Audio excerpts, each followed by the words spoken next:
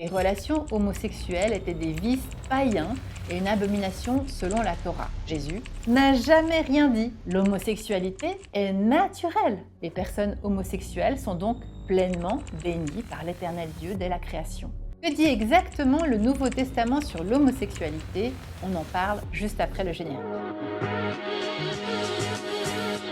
La première chose très importante qu'il faut redire avec force, c'est que Jésus n'a jamais rien dit. Il n'a jamais parlé des relations homosexuelles au sens strict du terme.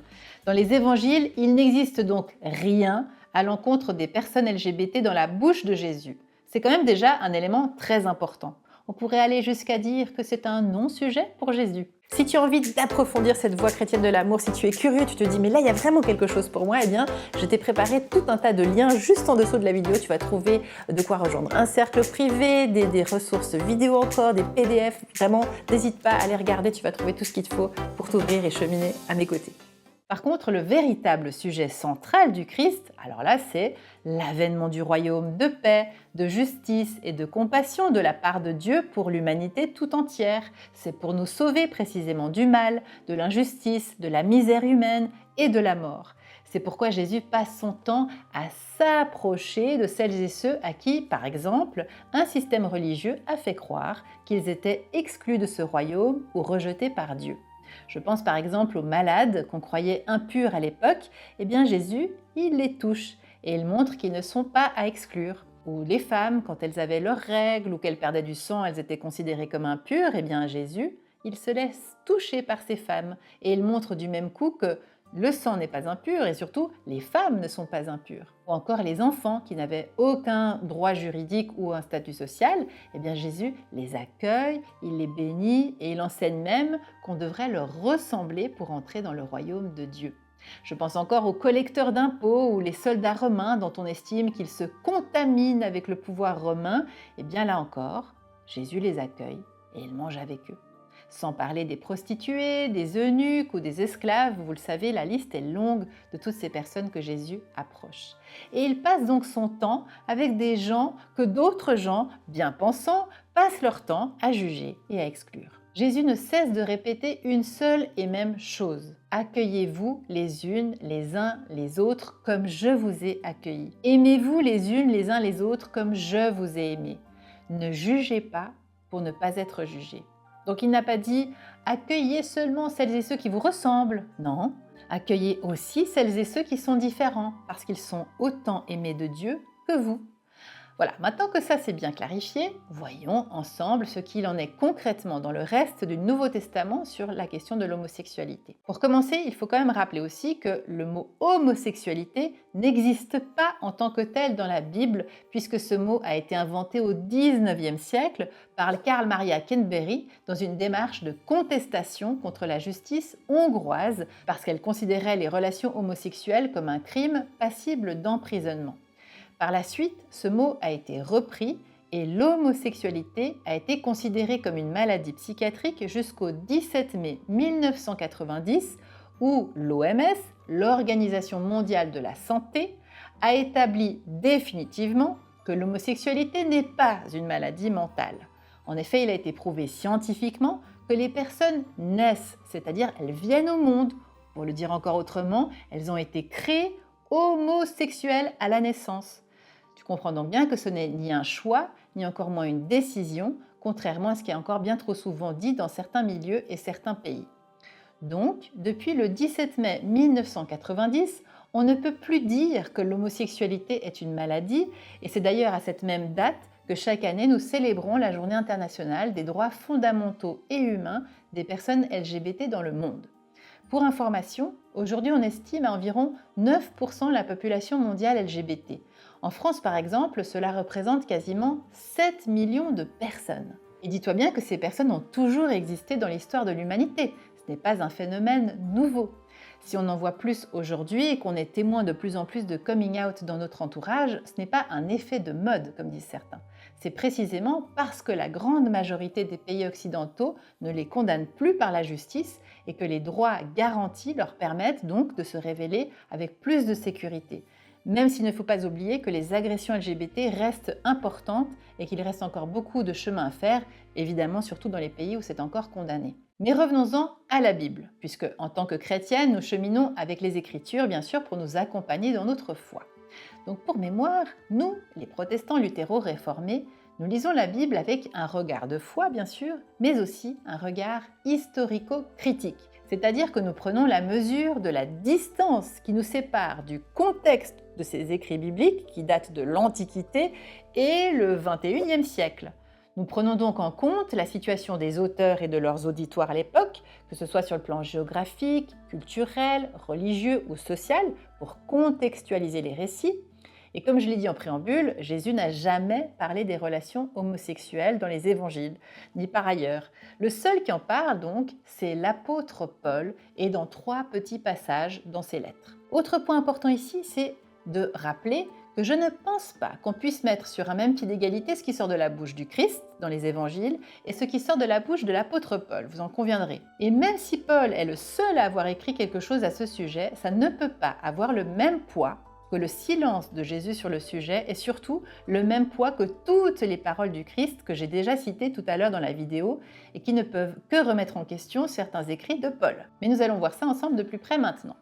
Donc le premier passage, c'est l'Épître aux Romains, chapitre 1, versets 26-27 que je vous lis. C'est pourquoi Dieu les a livrés à des passions honteuses. Les femmes ont interverti la relation naturelle en une relation contre nature. Et de même pour les hommes, ils ont abandonné la relation naturelle avec la femme en brûlant de désir les uns pour les autres, comme étant l'infamie, l'homme avec un homme. Mais ils reçoivent en eux-mêmes le salaire que mérite leur égarement.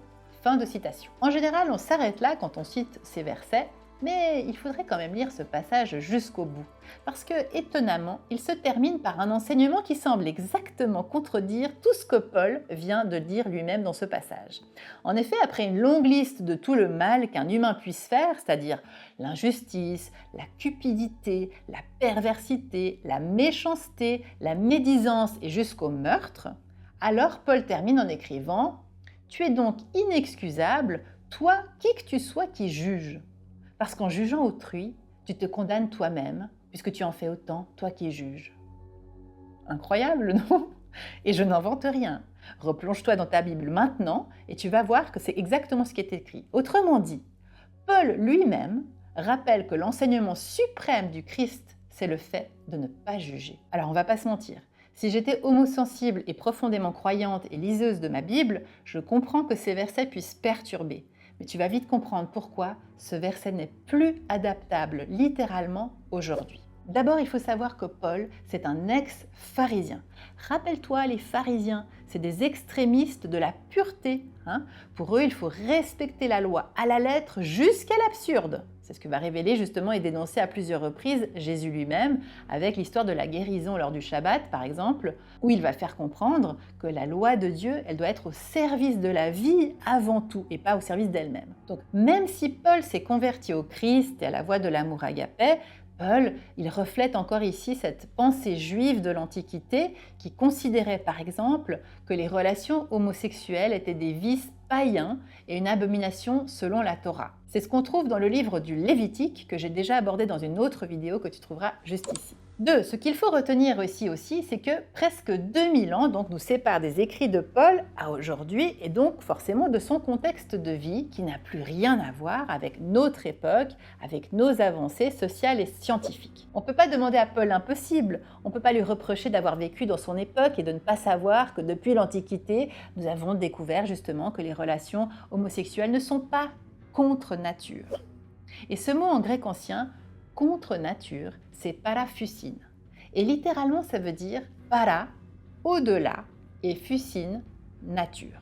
Donc, quelque chose qui serait au-delà des rapports naturels. Pour Paul, c'est donc essentiel de vivre selon sa nature, autrement dit, selon sa naissance, selon sa condition naturelle, puisqu'il croit, comme nous, que Dieu nous a créés tels que nous sommes.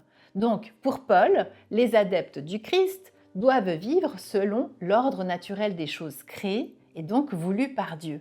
Ça veut dire que dans son esprit, comme dans l'esprit de son époque, les relations homosexuelles vont à l'encontre de la nature tout simplement parce que à ce moment-là, on croit et la société est construite à l'époque sur ce principe qui veut que la nature, c'est un homme et une femme, point. Et bien sûr aussi que l'homme est en tout point supérieur à la femme qui n'a aucun statut juridique ou citoyen. Donc à cette époque, il ne faut surtout pas perturber cet ordre social de supériorité et donc surtout pas qu'un homme se retrouve dans la position d'une pauvre femme passive, ce qui serait une abomination, et vice-versa, qu'une femme se prenne pour un homme, surtout pas. Sauf que voilà, aujourd'hui, au XXIe siècle, justement grâce aux avancées scientifiques et sociales, cet argument n'est plus tenable, puisque justement l'homme et la femme sont égaux en droit. Et surtout, c'est dans la nature humaine des personnes que de naître et d'être soit hétérosexuels, soit homosexuels dans leur vie. Je vais donc le redire pour être bien clair. Aujourd'hui, l'homosexualité est naturelle. Et donc il faut aller jusqu'au bout du raisonnement de Paul maintenant. Si cela existe dans la nature, c'est que Dieu l'a voulu et désiré. Les personnes homosexuelles sont donc pleinement bénies par l'Éternel Dieu dès la création. Et donc, quand bien même on voudrait suivre Paul dans sa logique aujourd'hui, il faudrait donc en ce cas dire que les personnes homosensibles doivent impérativement vivre selon leur nature.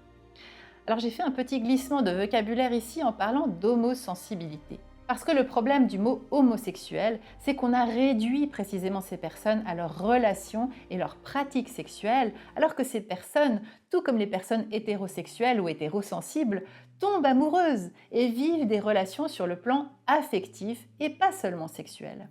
Elles ont donc aussi des vrais projets de vie, d'engagement durable dans la vie à deux ou de mariage, et ça, Paul, il ne le savait pas non plus à l'époque, c'était complètement différent. C'est très important de le comprendre parce que ça signifie que nous soyons homo ou hétéros, que nous faisons la même expérience humaine universelle de tomber amoureux et d'avoir le désir de s'engager dans une relation durable. Et vous le savez, on ne choisit pas en général quand on tombe amoureux. L'amour nous tombe dessus.